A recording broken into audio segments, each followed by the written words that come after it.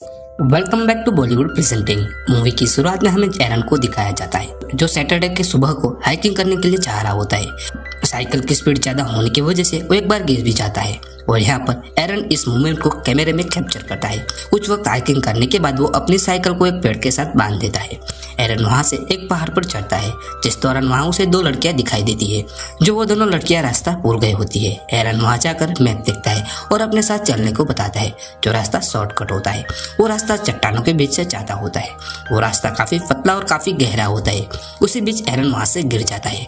वो दोनों लड़कियां डर जाती है लेकिन उनको पता नहीं होता कि उनके नीचे पानी है। एरन नीचे से दोनों लड़कियों को वहां से कूदने की आवाज देता है। दोनों लड़कियां एक एक करके पानी में गिरती है।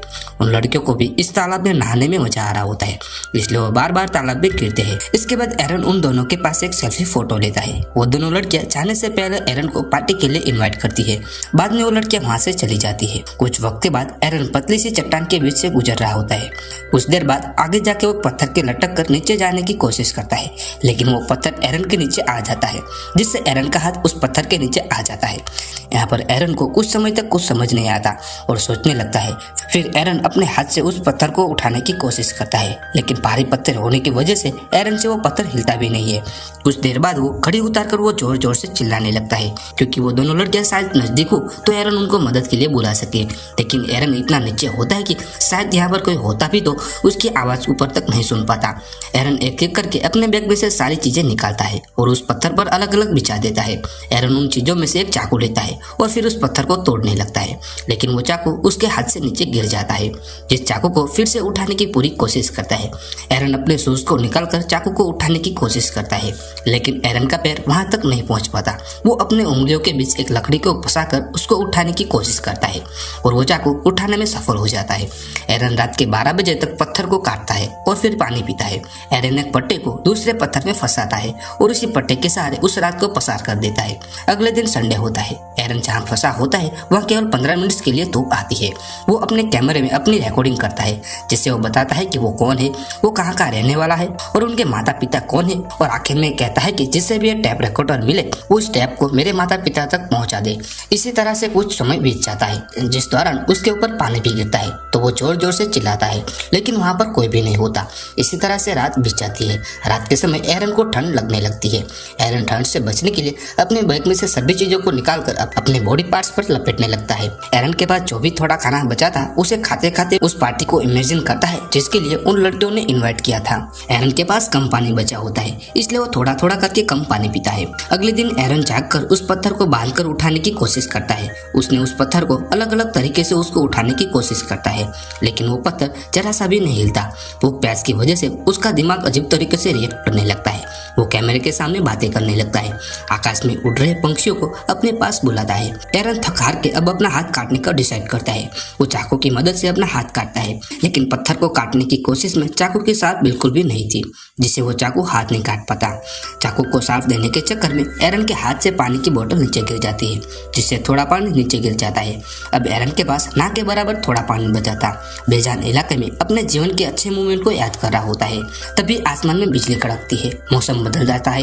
बारिश आने लगती है। वो अपनी बोतल को खोलकर बरसात का पानी इकट्ठा करने लगता है। बारिश इतनी तेज होती है कि उस चट्टान में बहुत सारा पानी पड़ने लगता है और एरन पानी में डूबने लगता है। एरन जानता था कि पानी में गुरुत्वाकर्षण बल कम होता है इसलिए वो पानी की मदद से अपना हाथ उस पत्थर में से बाहर निकाल लेता है और अपनी कार में बैठकर वहां से चला जाता है।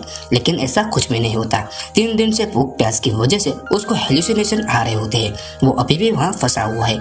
अगले दिन यानी कि ट्यूसडे के दिन एरन खाली पानी की बोतल में से पानी की बूंदों को पीने की कोशिश करता है। अब यहाँ पर एरन मजबूरी के मारे अपने हाथ में चाकू घुसा देता है जो चाकू हड्डी तक घुस जाता है।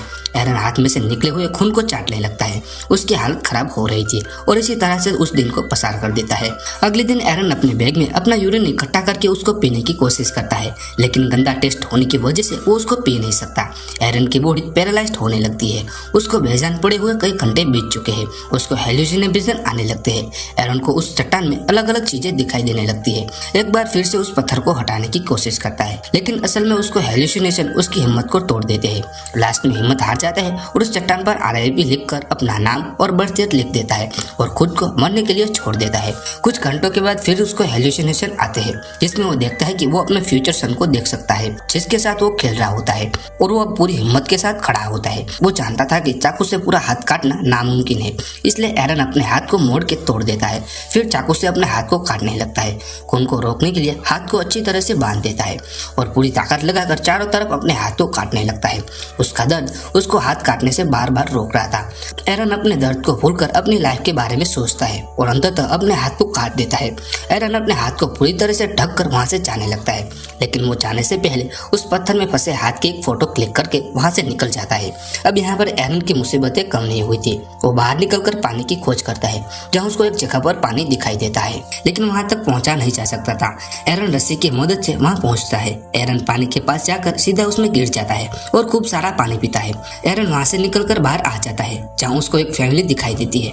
एरन जोर से चिल्लाकर उन्हें बुलाता है। एरन बताता है कि उसने 5 दिनों से कुछ भी खाया पिया नहीं है। वो फैमिली एरन को पानी देती है और जल्दी हेल्प के लिए किसी को बुलाते हैं। एक हेलीकॉप्टर में एरन को हॉस्पिटल ले जाया जाता है। कुछ दिनों के बाद एरन ठीक हो जाता है। एरन ने कभी भी हार नहीं मानी। उसकी शादी भी हो जाती है और एक बेटा भी होता है और उसके बाद क्लाइंबिंग, हाइकिंग जैसी एक्टिविटी करता रहता है।